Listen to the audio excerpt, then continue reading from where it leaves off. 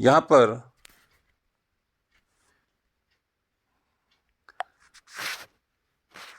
ये 3, 6 और 12 के गुणज के बारे में पूछा गया है कि नीचे दी गई संख्याओं के 5-5 गुणज लिखिए।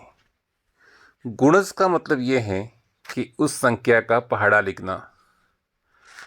तो यह 3 के 5 गुणज लिखने, तो हमने 3 के पहाड़े लिख दिए। 3 एकम 3, 3 दूनी 6, 3 तिया 9, 3 चौक 12, 3 पंजे 15। ये 5 बार हमने इसके पहाड़े को लिख दिया। इसी प्रकार 6 और 12 का पहाड़ा 5-5 बार यहाँ हमने लिख दिया है। तो ये आपके 3, 6 और 12 की गुणज हो गए। कोई भी संख्या दी गई है और उस संख्या का हमें गुणज लिखना है, यानी हमें उसके पहाड़े को लिखना है। इतना हमको ध्यान रखना है। अब देखिए, ये चार्ट दिया हुआ है। इस चार्ट के अंदर 1 से लेकर के 100 तक की गिनती है, और 1 से लेकर 100 तक की गिनती के अंदर 3 के गुणज कितने कितने, यानी हर तीसरी संख्या 3 का गुणज होगी। जैसे 3, 3 में 3 जोड़ दिए 6, 6 में 3 जोड़ दिए 9। इस प्रकार से हर तीसरी संख्या 3 का गुणज होगी। 4 के गुणज, यानी हर चौथी संख्या 4, 4 के बाद 8, 8 में 4 जोड़ दिए 12, 12 में 4 जोड़ दिए 6, 16। इस प्रकार से अपन को 100 तक पहुंचना है कि इसके कौन कौन से गुणज है। तो हमें इनके गुणज को पहचानना है। इसने कहा कि 3 के गुणज पर इस प्रकार का चौकोर निशान लगाना है, और 4 का जो गुणज है उसके ऊपर सर्कल यानी गोल निशान लगाना है। तो ये भैया बहन आप अपनी किताब के अंदर बना हुआ है, उसके ऊपर आप स्वयं इसका प्रयास करेंगे। अब हम यहाँ पर कुछ प्रश्न दिए हैं, इन प्रश्नों के उत्तर के बारे में जानकारी प्राप्त करते हैं। पहला प्रश्न है 3 का सबसे छोटा गुणज। अब आपको पता है 3 का पहाड़ा बोलते हैं, तो उस 3 के पहाड़े में सबसे छोटा अंक कौन सा आता है? तो स्वाभाविक है, कौन सा अंक होगा? 3। तो यहाँ पर हम 3 लिखेंगे। फिर दूसरा प्रश्न है 4 का सबसे छोटा गुणज कौन सा है, यानी 4 के पहाड़े में सबसे छोटा अंक कौन सा है? तो वह 4 होता है। तो यहाँ पर हम 4 लिखेंगे।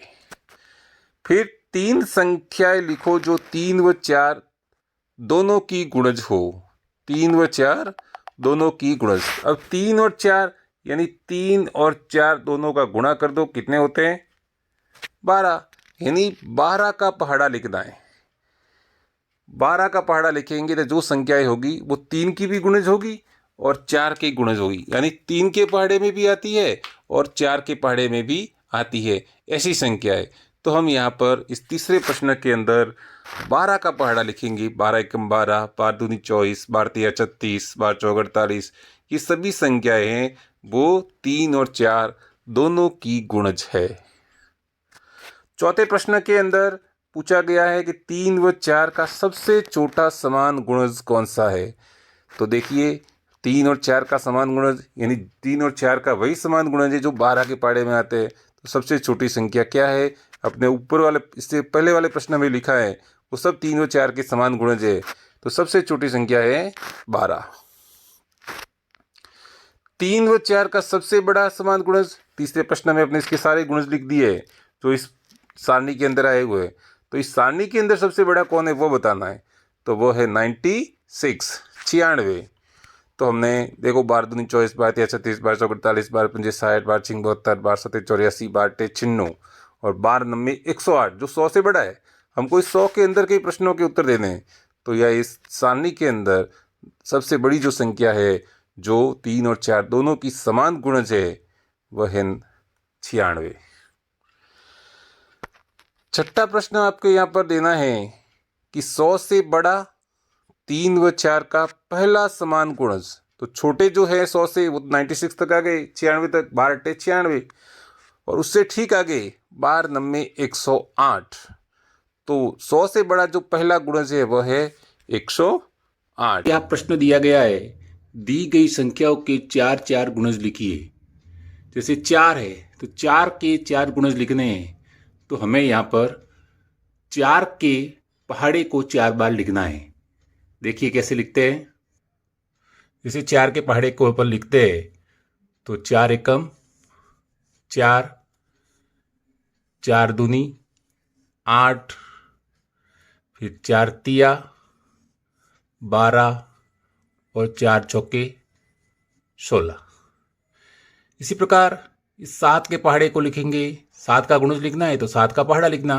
7 एकम 7, 7 दूनी 14, 7 तिया 21 और 7 चौके 28।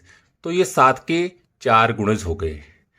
इसी प्रकार 14 में तो 14 एकम 14, 14 दूनी 28, 14 तिया 42 और 14 चौके 56।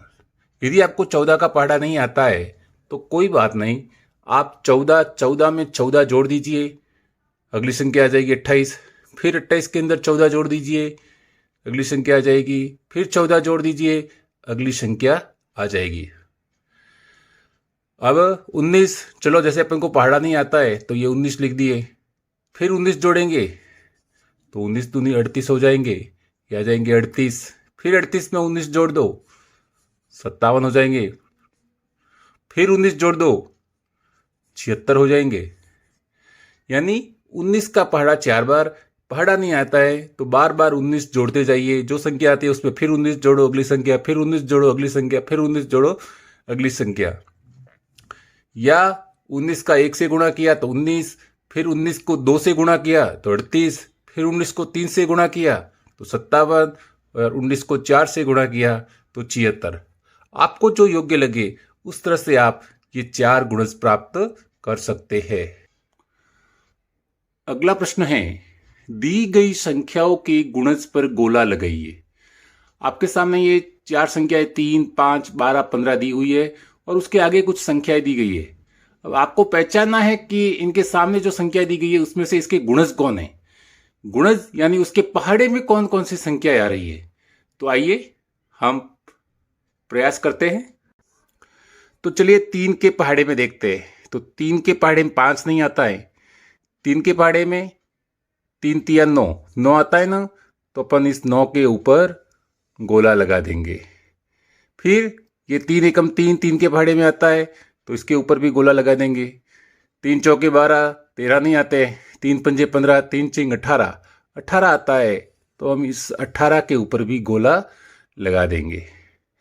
अब 5, तो 5 के पहाड़े में देखो 5 दूनी 10, तो ये 10 तो आता ही है। अब उसके बाद ये आप 50 तक बोलेंगे तो 5 9 45 भी आ जाएंगे।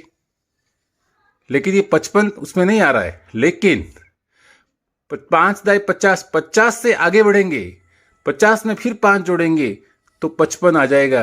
यानी 55 है वो भी 5 का गुणज है। कहने का मतलब ये है कि जिसका इकाई अंक 5 या 0 आएगा वो सभी 5 के गुणज होंगे। अब 12 के गुणज देखते हैं तो 12 एकम 12, 12 तिया 36, ये भी 12 के पहाड़े में आते हैं। ये नहीं आता। 12 चौके 48, ये 12 के पहाड़े में आता है। तो ये तीनों जो है वो 12 के गुणज है। फिर 15 का देखते हैं तो ये नहीं है, ये भी नहीं है। 15 एकम 15 और 15 तिया 45। देखिए 15 एकम 15, 15 दूनी 30, 30 है ही नहीं। 15 तिया 45, 15 चौक 60, बाकी सभी संख्या उससे छोटी है और 15 के पहाड़े में नहीं आई है। इसका मतलब ये 2 ही 15 के गुणज है, शेष गुणज नहीं है।